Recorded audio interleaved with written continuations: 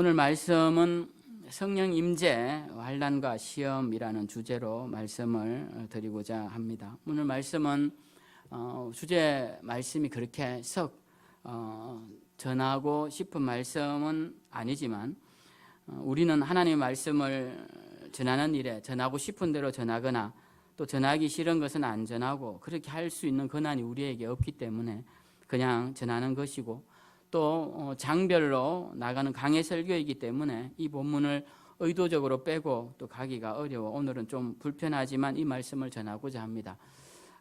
불편한 말씀이면서도 또 잘 아는 말씀이기도 한 본문이기도 합니다. 오늘 잘 아시지만 아나니아와 삽비라 사건입니다. 사도행전을 읽으면서 아마 가장 충격적이라고 해도 과언이 아닐 정도로 우리에게 의문을 많이 던지는 사건이기도 합니다.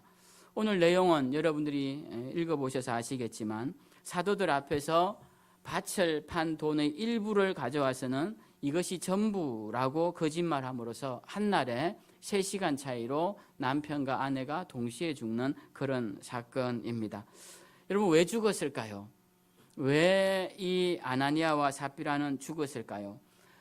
가장 표면적인 이유는 여러분들도 잘 생각해 보시면 어릴 때 주일학교 설교를 들어서 잘 아시는 분들도 있지만 답은 하나님을 속이려 했기 때문입니다. 그죠? 하나님을 속이려 했기 때문입니다.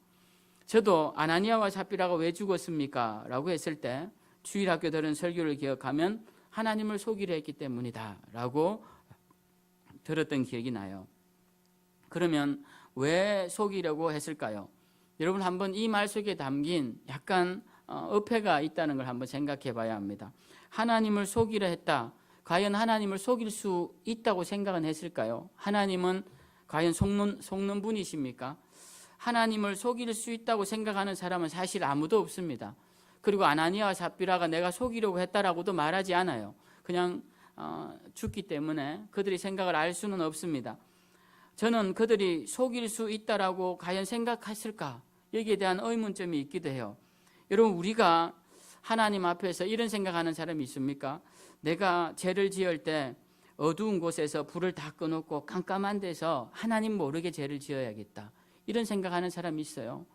저는 없다고 생각합니다. 적어도 깜깜하게 불을 꺼놓으면 하나님이 못 보실 것이다 생각하는 사람은 없을 거라고 생각합니다. 또 혹시라도 주무실까 새벽에 몰래 일어나서 은밀하게 내가 죄를 지어야겠다. 하나님 주무실 수도 있으니까 그렇게 생각하는 사람은 아무도 없죠. 또 하나님 못 보시도록 내가 이렇게 덮어놓고 가려 놓아야겠다. 그렇게 생각하면서 하나님 앞에 감출 수 있다고 생각하는 사람은 아마 믿음이 있는 사람 또 타 종교인이라 할지라도 일반인이라도 절대로 신을 믿는 자들은 이런 생각을 하는 사람은 없을 것입니다. 그런데 이들은 왜 속였을까요? 밭을 판 값에 얼마를 감추고 이것이 전부라고 왜 거짓말을 했을까요? 그냥 이 밭을 판 값의 일부를 드립니다 라고 하면 됐을 것을 왜 이들은 이 일부를 가지고 와서 전부라고 속여서 하나님 앞에 이렇게 큰 책망을 듣고 심판을 받았을까요? 제가 한번 생각해 봤어요. 왜 그랬을까? 그들이 믿음이 없어서일까? 이런 생각도 해보고 아니면 하나님이 이 정도는 용서해 주실 것이야 라고 생각했을까? 아니면 하나님은 늘 회개하면 용서해 주시니까 회개하면 되겠지 라고 생각하셨을까? 여러 가지 이유를 생각해 봤습니다. 근데 너무 뻔한 거짓말이죠. 하나님은 뻔히 다 알고 계시는데 이건 하나님이 안 계시다고 생각해야 할 수 있는 거짓말이지 어떻게 하나님의 존재를 인정하는 자들이 이것을 거짓말을 하나님 앞에 할 수 있을까 생각을 해봤어요. 그런데 성경에서 이 일에 대한 해답을 몇 가지 제시하고 있습니다. 오늘 말씀을 보면 5장 3절에 보면 밭 판 값의 일부를 가지고 온 아나니아에게 베드로가 이렇게 말합니다. 아나니아야 어찌하여 사탄이 네 마음에 가득하여 네가 성령을 속이느냐라고 말을 합니다. 저는 이 말씀을 읽으면서 이제 이 상황의 이유를 알게 되었습니다. 그들이 왜 하나님 앞에 거짓말하려 했는지 그것은 바로 이들 마음에 사탄이 가득했기 때문에 그렇다라는 것입니다. 우리가 계속 사용하고 있는 성령 충만이라는 이 단어와 같이 라임을 맞추면 이들은 사탄 충만이 되어 있는 거예요. 온 교회와 온 성도들이 성령 충만한데 이 사람들은 사탄이 충만하더라는 것입니다. 사탄이 충만하니까 사탄이 하는 일을 하더라는 것이에요. 그러면 이해가 됩니다. 사탄이 한 일이 무엇인가를 우리가 알면 이들이 왜 이 일을 했는지를 알게 되더라는 것이죠. 사탄의 일을 알려면 성경 창세기로 가면 됩니다. 제일 먼저 나오는 사탄의 역사를 찾아보면 돼요. 그 말씀과 오늘 5장 말씀이 굉장히 유사합니다. 창세기 3장에 보면 3장까지 가기 전에 하나님이 천지를 창조하세요. 하늘을 만드시고 땅을 만드시고 물을 나누시고 하늘의 새와 달과 해와 온갖 것들을 다 만드시고 하나님이 그때마다 뭐라고 말씀하시냐면 보시기에 좋았더라 이렇게 말씀하십니다. 참 좋았죠. 그리고는 에덴 동산을 만드시고 사람까지 만드셔서 거기에 두세요. 그리고도 사람도 보기에 좋았더라고 하세요. 그런데 3장에 가면서 사탄이 등장을 합니다. 사탄이 등장해서 사람을 유혹하기 시작하는데 사탄이 하는 첫 번째 유혹이 뭐냐 하면 거짓말입니다. 사탄이 가장 잘하는 것이 거짓말이에요. 그래서 사탄이 이들에게 거짓말을 합니다. 뭐라고 하냐면은 너희가 이 선악과를 먹으면 하나님처럼 될 것이다. 아닌데 죽는다고 했는데 죽지 않을 것이다. 두 가지 거짓말을 해요. 죽지 않는다는 말과 하나님처럼 될 것이라는 이 두 가지 거짓말을 합니다. 이것에 유혹에 넘어가서 하와가 선악과를 먹고 남편에게도 주므로 남편이 먹죠. 그들이 선악과를 먹자마자 자기들의 모습의 정체를 알게 됩니다. 벌거벗었다는 것을 알게 돼요. 이 벌거벗음이 부끄러움이 아니었는데 그들이 선악과를 먹고 죄를 짓는 순간 이 벌거벗은 몸이 부끄러워지기 시작합니다. 무화과 잎으로 몸을 가린 후에 그들이 한 첫 번째 행동이 무엇이냐? 하나님 앞에서 숨는 것이었습니다. 하나님 앞에서 숨는 것.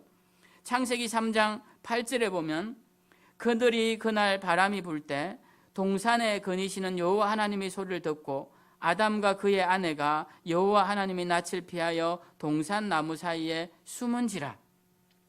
여호와 하나님이 아담을 부르시며 그에게 이르시되 네가 어디 있느냐? 이르되 내가 동산에서 하나님의 소리를 듣고 내가 벗었으므로 두려워하여 숨었나이다. 이렇게 대답을 합니다. 여러분 여기서 우리가 보면 오늘 사건과 유사한 내용이 나옵니다. 그건 뭐냐면 숨는 행위예요. 숨는 것은 이런 거죠. 우리가 숨으면 저 사람이 나를 못 볼 것이라 생각하기 때문에 숨는 것입니다. 근데 아담과 하와가 하나님 앞에서 숨을 수 있다고 생각을 한 겁니다. 여러분 하나님 앞에서 숨을 수 있습니까? 하나님이 천지를 만드신 분 앞에서 그들이 땅 아래 요나의 말대로 저 바다 깊은 곳에 간다 할지라도 그들이 하나님의 얼굴을 피할 수 있고 저 하늘 꼭대기에 간다 해도 하나님의 눈을 피할 수 있느냐는 거예요. 요나 같은 사람도 아는데 이 아담과 하와도 잘 알겠죠. 그들은 하나님이 직접 만드신 자들이니까. 우리는 하나님이 만드신 자들에 의해서 만들어진 자들이지만 그들은 하나님이 직접 만드신 자들이에요. 그러니까 누구보다 하나님을 잘 알 겁니다. 그럼에도 불구하고 그들은 사탄의 역사가 일어나자 어떤 생각을 하느냐 하면 하나님 앞에서 우리가 숨을 수 있구나라고 생각했다는 거예요. 오늘 사탄의 영에 사로잡힌 자들이 하는 행위를 보십시오. 이 아나니아와 삽비라가 하나님 앞에서 일부를 감추고 일부만 드리면서 하나님 앞에서 이것을 속일 수 있구나라고 생각을 했다는 것입니다. 이것이 얼마나 어리석은 일입니까? 그러나 이 어리석음은 태초 때부터 시작되어 지금까지도 계속적으로 반복되어 일어나고 있는 일이라는 거예요. 무엇을? 하나님을 속일 수 있다는 것. 하나님께 숨을 수 있다는 이 어리석은 생각. 이 어리석은 생각은 바로 사탄이 우리에게 풀어넣어주는 생각이다라는 것입니다. 그 다음에 또 사탄을 통해 우리가 볼 수 있는 것은 사탄이 유혹할 때 한 거짓말입니다. 사탄의 특징이 무엇이냐라고 했을 때 대표적인 것이 거짓말입니다. 거짓말. 여러분 사람이 죽지 않는다고 거짓말을 해요. 그리고 하나님과 같이 된다고 합니다. 오늘날 또 그런 거짓말 많이들 하는데요. 세상에서. 이 거짓말 사탄에게서 다 배운 것들이에요. 사탄이 거짓말합니다. 거짓말로 유혹을 하죠. 근데 오늘 사탄의 영이 가득한 아나니아와 삽비라가 뭘 합니까? 거짓말을 합니다. 거짓말. 그들은 분명히 일부를 감춰놓고 일부만 드리면서 하나님 앞에 거짓말을 했다라는 것이에요. 여러분 이들이 거짓말이 계속적으로 반복이 되죠. 아나니아도 하고 삽비라도 하고 사도가 거짓말이 아니냐는 듯이 말을 해도 그들은 사실이라고 계속 거짓말을 합니다. 왜? 속일 수 있다라고 생각했기 때문에 그렇습니다. 여러분, 우리가 아나니아와 삽비라의 행동이 어떻게 보면 또 한편으로 이해가 되지 않습니다. 왜냐하면 그들은 하나님의 역사가 뜨겁게 일어나는 현장에 있었어요. 우리가 5장에서 이걸 읽지만 2장에서 성령의 임재가 일어나죠. 그리고 3장에서 평생 앉아서 지내던 자가 예수 그리스도 이름으로 일어납니다. 그런 역사가 일어나는 것을 직접 그들이 아마 보았을 겁니다. 예루살렘 사람들이니까. 그리고 못 보았더라도 직접 들었을 것이고, 그 당시에는 어떤 기적까지 일어나냐면 뒤에 보면 베드로가 지나가는 길에 그림자만 덮여도 사람이 낫는 그런 역사가 일어나니까 사람들이 그림자 베드로 걸어가는 길에 환자를 눕혀놓는 일까지 생겨날 정도로 그런 놀라운 하나님의 역사가 일어나는 그 현장에서 이들은 무엇을 생각했냐면 하나님을 속일 수 있다고 생각을 했다라는 겁니다. 그게 과연 가능하냐라는 거예요. 사람의 생각으로는 가능하지 않을 것 같은데 가능한 것이 왜 그러냐? 사탄의 역사가 그들 마음에 가득하니까, 사탄의 영이 그들에게 충만하니까 사탄에게 나오는 이 거짓말의 역사가 그들에게도 그대로 나타나더라는 것입니다. 우리는 그래서 이해가 됩니다. 사탄이 가득하여 그렇구나. 이들이 사탄이 주는 생각을 받아 먹었구나. 그래서 결국 사탄에게 속아 선악과를 먹고 말았구나. 그리고 이들은 사탄이 가르쳐준 거짓말대로 하나님 앞에 거짓말을 했구나. 여러분, 사탄에게 사로잡히면 영의 눈이 감기고 성령의 지혜에서 떠나면 눈은 뜨고 있으나 수많은 동족들과 같이 벼랑으로 떨어지는 죽게 되는 나그네지 레밍처럼 그런 허탄한 삶을 살아갈 수밖에 없습니다. 지금 내 달려가는 길이 어디인지도 모르고 달려가게 돼요. 이 레밍들이 왜 벼랑에 떨어져 죽느냐에 대한 여러 가지 이유를 설명하기도 하는데, 그 중에 몇 가지 근거 있는 것 중에 하나는 그들은 눈이 어두워서 앞에 있는 사람만 보고 따라간다는 거예요. 그들이 벼랑 끝에 떨어져 가도 그 앞을 보고 따라간다는 겁니다. 또 하나는 레밍이 굉장히 빠르답니다. 조그만 나그네진데 이들이 하도 빨라서 이 속도를 이기지 못하고 멈추지를 못하는 거예요. 무리가 함께 달려가다가 멈추려고 해도 뒤에서 밀고 밀어서 다 함께 떨어진다고 합니다. 여러분, 영적인 눈이 감기면 이렇게 됩니다. 뭔가 열심히 달려가요. 열심히 뭔가를 하려고 합니다. 그러나 그 끝에 무엇이 있는지도 모르고 달려가더라는 것입니다. 우리는 눈을 바로 떠야 합니다. 영적인 눈이 떠여져야 돼요. 이 감겼던 영적인 눈이 떠여지지 않으면 우리는 결국 이 레밍들과 같이, 그리고 아나니아와 삽비라처럼 될 수밖에 없다라는 겁니다. 여러분, 우리는 여기서 중요한 사실을 하나 알아야 합니다. 성령의 역사가 가득한 가운데도 악한 영의 역사가 일어난다라는 것입니다. 여러분, 우리가 성령이 뜨겁게 역사하는 현장에 그냥 내가 있기만 해도 성령의 임재를 받느냐? 그렇지 않다라는 거예요. 성령의 임재가 일어나는 현장에 있더라도 사탄의 역사도 동일하게 일어나는 경우가 많더라는 것입니다. 주변에 그런 경우를 많이 보게 됩니다. 그래서 목회자들이 거기에 대해서 많은 회의를 가지기도 합니다. 성령의 역사가 일어난 그 사람이 나중에 엉뚱한 이야기를 함으로써 분명히 신학적으로 잘못된 걸 알면서도 그들이 엉뚱한 이야기를 해서 많은 사람들을 미혹의 길로 이끌고 가는 것을 보게 됩니다. 왜 그럴까요? 그들이 하는 말이 한결같이 하는 말 중에 하나가 직접 말씀하셨다는 겁니다. 직접. 여러분, 이것이 굉장히 두렵고 어려운 이야기입니다. 성령께서 역사하시는 그 현장에 악한 영도 역사하고 그들에게 직접 이야기하기도 한다라는 것입니다. 그래서 우리는 성령의 역사의 현장에서 그냥 내가 가만히 있는다고 해서 성령의 충만함을 받는 것이 아니다라는 사실을 알아야 돼요. 그리고 내 남편이 성령 충만하다고 해서 내가 함께 성령 충만해지거나, 내 아내가 성령 충만하다고 해서 내가 함께 성령 충만해지거나, 내 부모가 성령 충만하다고 해서 내 자녀들이 성령 충만해지거나 절대 그렇지 않다라는 것입니다. 성령 충만이라는 것은 그렇게 되는 것이 아니라는 거예요. 성령 충만이라는 것은 우리가 함께 사모하고 우리가 그 역사 현장에서 함께 기도하고 우리도 가만히 있지 말고 성령 충만을 사모하며 나아가야 한다라는 것입니다. 저는 바라기는 성령의 역사가 일어날 때 여러분 함께 기도해 주시기를 바랍니다. 성령의 역사가 불일 듯 일어나는 현장에서 내가 멀리서 불을 쬐다고 해서 나에게도 성령이 충만하게 임하는 게 아니라는 거예요. 우리도 그 불길 속에 들어가 함께 기도하고 뜨겁게 찬양할 때 가서 함께 뜨겁게 찬양하고 예배드릴 때 함께 간절한 마음으로 예배드리고 그렇게 할 때 성령의 충만한 역사가 일어난다라는 것입니다. 우리가 바람이 불 때 돛을 피고 그리고 노를 저으라는 말이 있습니다. 그런데 여러분, 성령의 바람이 부는데 내가 그냥 돛도 피지 않고 그냥 가만히 있는다면 내 배는 가만히 있고 마는 것입니다. 우리는 성령의 바람이 불 때 말씀도 더 깊이 묵상하고 더 뜨겁게 예배하고 그렇게 함으로써 우리 가운데 참되시고 거룩한 성령의 역사를 충만하게 누릴 수 있게 되는 것입니다. 저는 이런 사모함이 여러분들 가운데 있으셔서 여러분들 모두에게 성령 충만한 은혜가 일어나기를 주님의 이름으로 축원드립니다. 오늘 본문의 말씀을 통해 우리가 기억해야 하는 또 중요한 또 하나의 사실은 하나님을 시험하지 말고 진실하게 신앙생활 하자라는 것입니다. 오늘 남편의 이야기는 여러분 앞에서 본 대로 그에게 사탄이 가득하다라고 베드로가 책망합니다. 근데 이 아내의 이야기를 한번 봅시다. 남편 아나니아가 죽습니다. 죽고 난 뒤에 3시간쯤 지난 후에 그 아내가 들어와요. 그때 베드로가 다시 묻습니다. 땅 판 값이 이것이 전부냐? 근데 여러분, 이게 베드로가 우리 성경에는 이게 약간 두렵게 이렇게 막 강하게 말을 하는 것 같지만 원문에는 굉장히 부드럽게 하는 어투로 나와 있습니다. 그러니까 정말로 이거 네 땅 판값 전부냐라고 이렇게 묻는 거예요. 확인하는 거예요.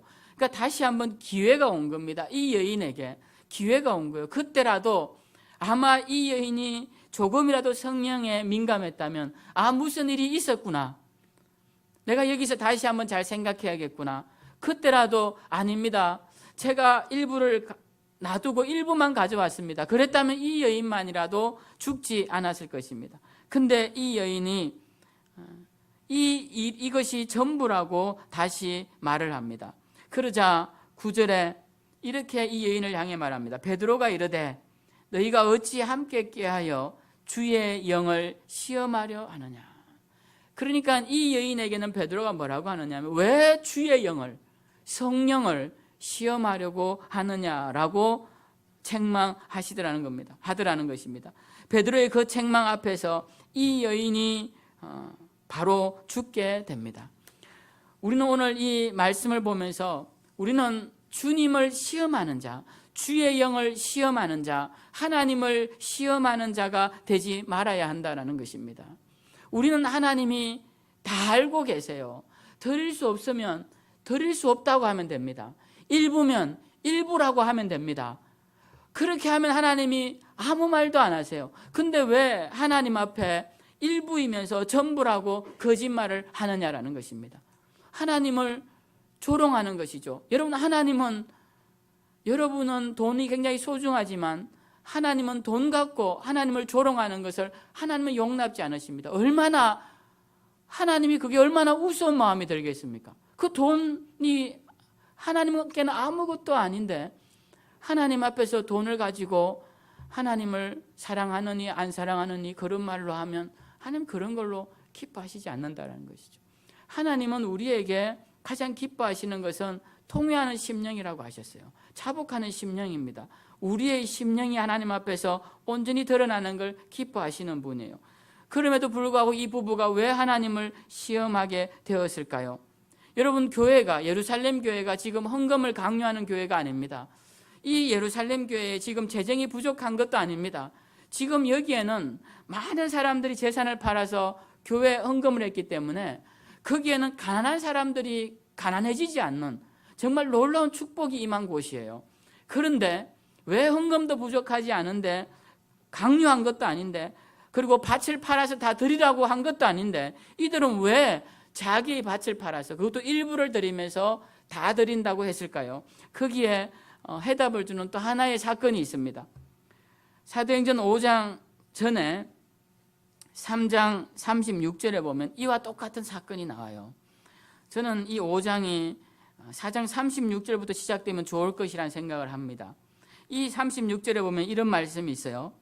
구브로에서 난 레위족 사람이 있으니 이름은 요셉이라 사도들이 일컬어 바나바라 번역하면 위로의 아들이라 하니. 자, 여러분 바나바 아시죠? 이 바나바 아주 유명한 사람입니다.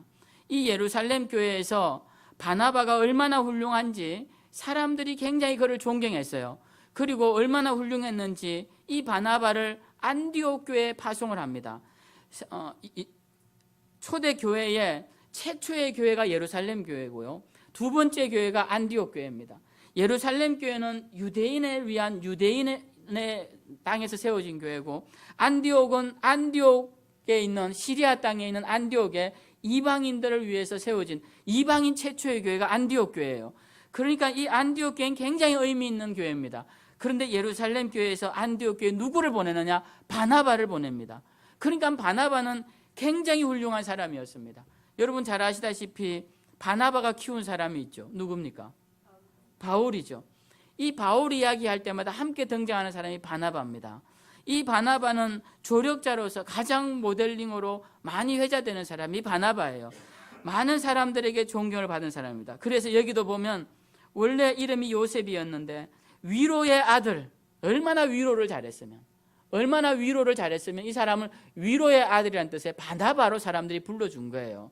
그러니까 이 사람은 대단한 사람이었던 것입니다. 그런데 이 사람이 뭘 하냐면 그가 밭이 있음에 팔아 그 값을 가지고 사도들의 발 앞에 두었습니다. 그러니까 바나바가 자기의 밭을 팔아서 사도들 앞에 다 헌금을 했다라는 것이에요. 자, 이 일이 있고 바로 아나니아 이야기가 나옵니다. 아나니아도 이것을 본 것이에요. 그래서 이 아나니아도 바나바를 따라합니다. 밭을 팔아요. 문제는 팔아놓고 보니 이것이 드리기가 아까워지더라는 것입니다. 하나님 앞에서 그 물질이 아까워지면 어쩔 수 없죠. 그때는 솔직하게 하나님께 말씀을 드려야죠. 물론 하나님이 기뻐하시진 않겠지만 그래도 작정한 마음이 변하였으면 변하였다고 말씀을 드려야죠. 근데 마치 다 드리는 것처럼 속이더라는 것입니다. 그 하나님 앞에서 아무것도 아닌데. 자, 여러분 우리가 여기서 이 아나니아와 삽비라의 의도가 얼마나 악한지를 알아야 합니다. 이 의도가 얼마나 악한지 알아야 돼요. 이들이 왜 작정을 했는지를 알아야 됩니다. 이들은 누구처럼 되고 싶었느냐? 바나바처럼 되고 싶었습니다. 아나니아는 바나바처럼 되고 싶었던 거예요. 바나바는 사람들에게 존경받고 교회에서 중요한 인물이 되어서 하나님 나라를 위해 귀하게 쓰임받는 인물이 되니까 자기도 그렇게 되고 싶었던 겁니다. 아나니아도 바나바처럼 되고 싶었던 거예요. 그래서 바나바의 흉내를 냈지만 온전히 따라가지 못했다라는 것입니다. 만약 바나바가 일부를 드리면서 전부라고 말해서 사람들이 다 믿었습니다. 그러면 어떤 생각을 할까요? 저도 바나바처럼 참 훌륭하구나. 저도 우리 교회에 중요한 일꾼이 될 수 있겠구나. 이런 생각하지 않겠습니까? 물론 알 수 없는 일이지만 아나니아가 이 거짓말이 통했다면 그는 이 예루살렘 교회에서 영향력 있는 인물이 되었을 것이고, 그렇게 자라난 바나니아의 영향력은 결국 교회를 무너뜨리는 일에 쓰임받고 말았을 것이라는 거예요. 하나님은 그 악한 의도를 보시고 그를 잘라내신 것입니다. 그것도 엄중하게 두 사람 다 한날에 죽이시더라는 겁니다. 자, 이것을 보고 온 예루살렘 교회가 두려워합니다. 이 얼마나 놀라운 일입니까? 우리는 오늘 이 모습을 보면서 우리가 한번 생각해 봐야 돼요. 어떤 것을 생각해야 되냐면 하나님 앞에서는 항상 정직해야 된다라는 생각을 해야 합니다. 하나님 앞에서는 정직해야 된다. 내 헌신도 하나님 앞에 정직해야 되고 내 헌물도 하나님 앞에서 정직해야 돼요. 내 것이 전부가 아닌데 전부인 양 드리지 마시고 마음을 다하여 드리지 않으면서 마치 마음을 다하여 드리는 것처럼 그렇게 거짓된 모습도 하지 말아야 될 것입니다. 하나님은 여러분의 물질을 기뻐하시지 않아요. 저는 오늘날 이 한국 교회와 많은 크리스찬들이 물질로 시험당하는 걸 보면서 너무 안타깝습니다.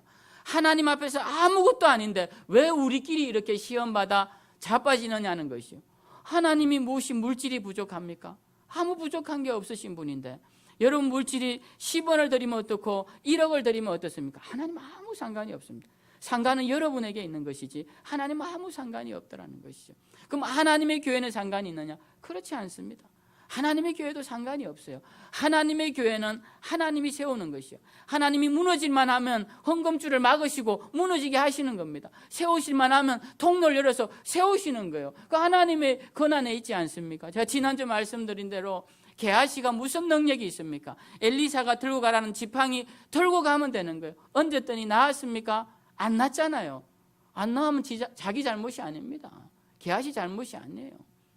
그러니까 우리는 주님의 일을 하다가 안 되면 할 수 없는 겁니다. 저하고 같이 저기 서랍에 있는데요. 저하고 같이 교회를 개척한 신학대학원 동기 목사님이 계세요. 인천에.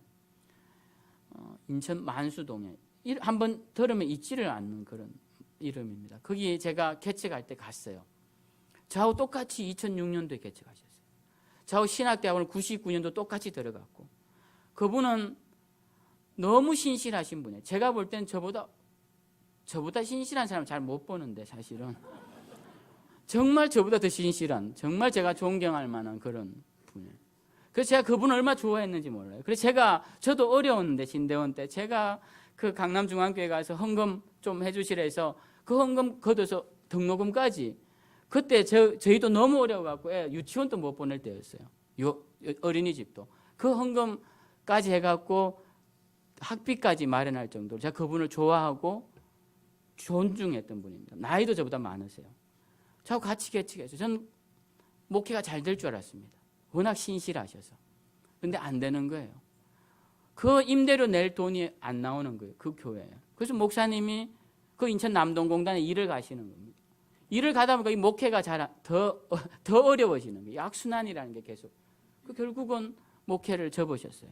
목회 접으시고 우리 교회가 그 교회를 3년 동안 도운 그게 편지가 있습니다. 그럼 매년 편지를 보내세요. 가족들이. 저 지금도 갖고 있는데요. 여러분 어쩔 수 없습니다. 그냥 하나님께 맡기는 거죠. 그러니까 여러분 우리가 주님의 일을 할 때 하나님 앞에 물질을 가지고 하나님 앞에 뭐라고 하는 거, 이거 굉장히 하나님 앞에 무서운 일이라는 거예요. 아무것도 아닙니다, 여러분. 아무것도 아니에요. 그냥 우리가 드릴 수 있을 때 감사하면 드리고 드릴 수 없을 때는 부족함으로 못 드리는 거예요. 그게 전부입니다. 그게 전부예요. 근데 오늘 이 아나니아와 삽비라가 이 헌금 가지고 하나님 앞에서 하나님을 시험하는 거예요. 하나님 보시기에 너무 웃기는 일인 거예요. 이게 너무 웃기는 일이에요, 정말. 그러니까 우리는 이 말씀을 보면서 하나님 앞에서 시험하지 말, 성령을 시험하지 말아야겠다. 우리가 하나님의 영을 시험하지 말아야겠다. 두려운 마음으로 하나님 앞에 서야 한다는 것입니다. 우리는 오늘 이것을 기억해야 할 것입니다. 그래서 저는 두 번째로 여러분에게 하나님을 시험하지 마시고 성령을 시험하지 마시기 바랍니다. 하나님은 다 아십니다. 사람은 사실을 오해할 수 있어요. 진실이 아닌데 진실처럼 볼 때도 있고요. 진실인데 진실이 아닌 것처럼 볼 때도 있습니다. 사람의 눈이라는 건 정말 부족합니다. 그렇지만 하나님은 심령폐부를 보시는 분이시기 때문에 하나님 앞에서 거짓된 모습으로 우리는 나아갈 수 없습니다. 그래서 하나님이 기뻐하시는 게 뭐냐? 통회하는 심령입니다. 왜? 하나님 앞에서는 감출 게 없기 때문에 하나님 앞에서 이렇게 어깨에 힘을 주고 이렇게 고개를 뻣뻣하게 하고 나올 자가 아무도 없다는 거예요. 왜? 그 심령폐부를 아시니까. 저는 우리 성도님들은 그렇지 않으시겠지만 목회자들 중에 제일 조심해야 할 목회자 부류가 어떤 목회자냐? 자신이 죄가 없는 것처럼 고개를 빳빳이 하고 하나님 앞에 뭐가 되는 것처럼 거만하게 하는 목회자, 그런 사람과 빨리 관계를 끊어야 합니다. 그런 사람과 함께 가면 그 끝이 분명한 거예요. 그렇죠? 여러분 하나님 앞에 서면은 감출 것이 없는데 어떻게 이렇게 목이 곧을 수가 있냐는, 하나님 앞에 서면 내 심령 폐부를 다 하시는데 어떻게 우리가 이렇게 다 드러내놓고 이렇게 설 수가 있냐라는 거예요. 부끄러운데. 그러니까 하나님 앞에서 이 아나니아와 삽비라처럼 그런 거예요. 속일 수 있다고 생각하는 거예요. 이런 자와는 빨리 관계를 끊어야 됩니다. 오늘 목회자들 중에 그런 사람들 많이 있습니다. 맨날 설교만 하다 보니까, 자기가 설교를 하다 보니까 자기는 잘하는 줄 착각하는 거예요. 그러다 보니까 교만해지고, 그래서 결국 넘어지는 자들이 허다하게 많습니다. 허다하게. 그래서 우리는 늘 우리 스스로도 하나님 앞에서 늘 정직해야 되고, 하나님 앞에서는 감출 것이 없으니 늘 거룩하고 정직하게 하나님 앞에 나아오도록 우리는 노력해야 하는 것입니다. 마지막으로 제가 우리 이 말씀을 통하여 기억하고 싶은 말씀은 사실은 이게 오늘 1대지인데 맨 마지막으로 왔어요. 우리가 잘 아는 말씀이기 때문에 그렇습니다. 우리는 오늘 사건을 통하여서 시험과 환난은 항상 올 수 있다라는 생각을 해야 됩니다. 시험과 환난은. 오늘 예루살렘 교회를 보십시오. 이 예루살렘 교회 불일 듯 일어나는 성령의 역사 속에서 사탄의 역사가 일어나더라는 겁니다. 그러니까 이 교회 안에서도 잘 되는 것 같지만 어려운 일이 일어나더라는 거예요. 우리는 흔히 이렇게 생각합니다. 성령의 역사가 일어나면 모든 게 다 만사형통할 거야. 그렇지 않다라는 거예요. 오늘 이 예루살렘 교회에 한번 생각을 해보십시오. 같이 믿음 생활 잘하던 부부예요. 이들이 와서 헌금을 숨겼다는 이유로 죽었어요. 여러분 어떻습니까? 얼마나 큰 시험이 들겠어요. 하나님은 헌금 제대로 안 드리면 죽이시는 분인가? 별별 말들이 다 만들어졌을 것입니다. 그 예루살렘 교회에 믿음이 작은 자들이 그걸 보고 시험에 드는 자들도 있었을 수도 있어요. 오늘날도 여러분 교회 안에서 자기 일로 시험 드는 사람들도 있지만 남 일로 시험 드는 사람도 많습니다. 저 다른 사람이 어떻게 저렇게 할 수 있어? 교회에서 저 사람을 어떻게 저럴 수 있어? 자기의 그런 게 아니에요. 남의 일을 보고 자기 나름대로 판단해서 자기가 시험 들어서 넘어지는 사람 너무 많더라는 겁니다. 그러면 예루살렘 교회는 없었겠나는 거예요. 예루살렘 교회도 있었겠죠. 그러니까 우리가 이것을 보면서 어떤 마음을 가져야 되냐면 아무리 잘 되는 교회도 시험이 올 수 있구나. 아무리 부흥하는 교회고 성장하는 교회고 건강한 교회도 넘어지는 자들이 있을 수 있구나. 시험당하는 일이 있을 수 있구나. 이렇게 생각해야 한다는 겁니다. 우리 교회가 뭔가 문제가 있다라는 생각보다는 어떤 상황에서도 시험받을 만한 일은 있구나. 여러분 시험받을 만한 일이 없어서 믿음 생활 잘하는 사람은 아무도 없습니다. 다 시험받을 만한 일이 있어요. 그럼에도 불구하고 믿음 생활하는 것이죠. 여러분 교회적으로도 그렇고 이걸 개인적으로 가져와 봅시다. 여러분의 개인적인 삶에도 마찬가지입니다. 주님의 일을 하고 믿음을 가지고 성령 충만해도 집안에 환난이 올 수 있습니다. 시험거리가 있을 수 있습니다. 시험과 환난이 없으면 어떻게 살 수 있겠느냐는 것이죠. 제가 얼마 전에 우리 이현승 집사님 댁에 신방을 갔죠. 거기 가서 이제 우리 박재훈 집사님 구역장이랑 같이 가고 우리 최창숙 성도님 남편분도 같이 오셔가지고 세 가정이 거기서 식사를 했습니다.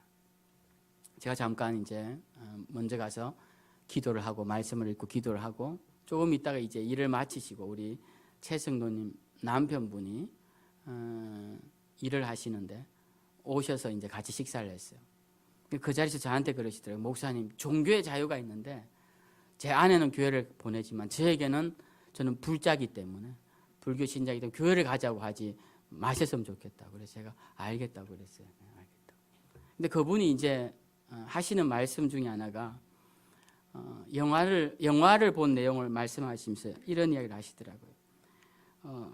이 배를 타고 가는 이 배가 어느 날 폭풍의 눈 속에 들어갔는데 거기 가면 바람도 한 점 없이 파도도 하나 일지 않고 그렇게 된답니다.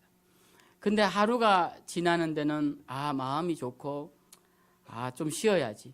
이틀째까지는 뭐 이것도 하고 저것도 하고 쉬다가 한 4일쯤 지나가니까 이 사람이 죽고 싶은 마음을 가지게 됩니다. 왜냐하면 아무것도 할 게 없는 거예요. 뭐 통신도 안 되고 아무것도 할 게 그냥 하늘과 바다밖에 없는 거예요. 그래서 죽고 싶은 마음이 든다고 그 말씀 저한테 해주시는 거예요. 그래서 제가 이제 신방 자리에 가면 잘 이야기를 많이 안 하는데 그분 말씀을 이렇게 들으면서 제가 은혜를 받았어요. 그래, 사람이란 어떤 존재냐. 환난과 시험이 없고 평안만 하면 죽고 싶은 마음이 드는구나.